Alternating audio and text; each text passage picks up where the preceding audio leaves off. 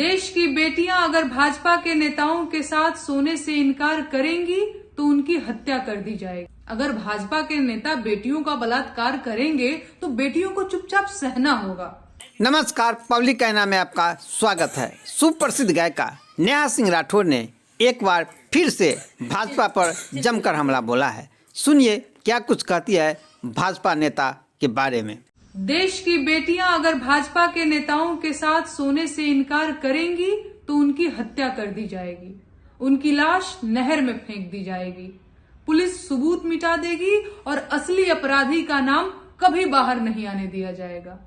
अगर भाजपा के नेता बेटियों का बलात्कार करेंगे तो बेटियों को चुपचाप सहना होगा।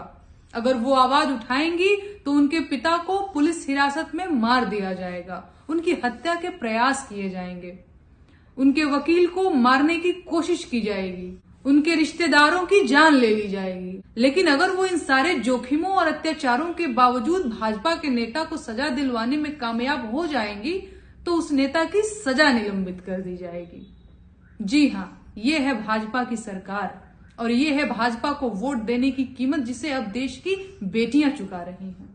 मैं जानना चाहती हूँ कि दिल्ली में निर्भया के समर्थन में जिस तरह पूरा देश खड़ा था वैसा समर्थन उन्नाव की बेटी को क्यों नहीं मिल रहा है? क्या देशवासी भाजपा से डर रहे हैं? क्या देश के नागरिक एफआईआर से डर रहे हैं? क्या उन्हें डर है कि भाजपा सरकार उनकी नौकरी छीन लेगी, उन्हें जेल भेज देगी? मैं समझती हूँ, मैंने इस अत्याचार को झेला है और मैं जानती हूँ कि देशवासियों का डर जायज है। भाजपा अपने खिलाफ उठने वाली सभी आवाजों को बंद कर देना चाहती है। इसके लिए वो किसी भी स्तर तक जा सकती है। लेकिन पूरा देश कब तक भाजपा के अत्याचारों को यूं ही सहता रहेगा? भाजपा के नेता कब तक देश की बेटियों का सम्मान लूटते रहेंगे? देश की बेटियां कब तक दरिंदगी का शिकार होती रहेंगी? देशवासी कब तक अपनी बेटियों को यूं ही मजबूर होकर अत्याचार सहते हुए देखते रहेंगे? भाजपा यही राम राज लाना चाहती थी या अभी और देखना बाकी है? क्रिसमस का विरोध और तोड़फोड़ करने से देश मजबूत होगा या कमजोर? इस तोड़फोड़ से देश का अल्पसंख्यक ईसाई समुदाय खुश होगा या दुखी? अपने ही देश के नागरिकों को डराना किस तरह का राष्ट्रवाद है? इससे तो देश कमजोर होगा। क्या अपने ही देश को कमजोर करना देश प्रेम है? क्या अपने देश के लोकतंत्र को कमजोर करना देश को कमजोर करना नहीं है? इस तरह की बेवकूफाना हरकतों से भारत की अंतर्राष्ट्रीय छवि कैसी बनेगी? यूरोप, अमेरिका, ऑस्ट्रेलिया और बाहर के तमाम देशों में जहां भारतीय लोग रोजगार की तलाश में जाते हैं, वहां की बहुसंख्यक आबादी तो ईसाई है। अब सोच कर देखिए, भारत में हुई ये तोड़फोड़ उन्हें कैसे प्रभावित करेगी?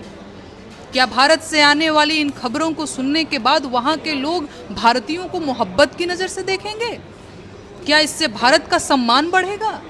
दरअसल नहीं, होगा ये कि वहां के लोग भारतीयों से नफरत करेंगे और अपनी सरकार पर भारतीयों के खिलाफ नीतियां बनाने के लिए दबाव बनाएंगे। इससे ट्रंप जैसे नेताओं को भारत के खिलाफ बोलने और काम करने का मौका मिलेगा, टैरिफ बढ़ेगा और भारत का व्यापार प्रभावित होगा। जो भारतीय वहां प्रवासी कामगार हैं उन्हें नफरत झेलनी पड़ेगी और यहाँ की गई तोड़फोड़ वहां सीधा असर डालेगी। लेकिन नहीं, इन्हें तो तोड़फोड़ करनी है, क्रिसमस का विरोध करना है, अपने ही देशवासियों को डराना है।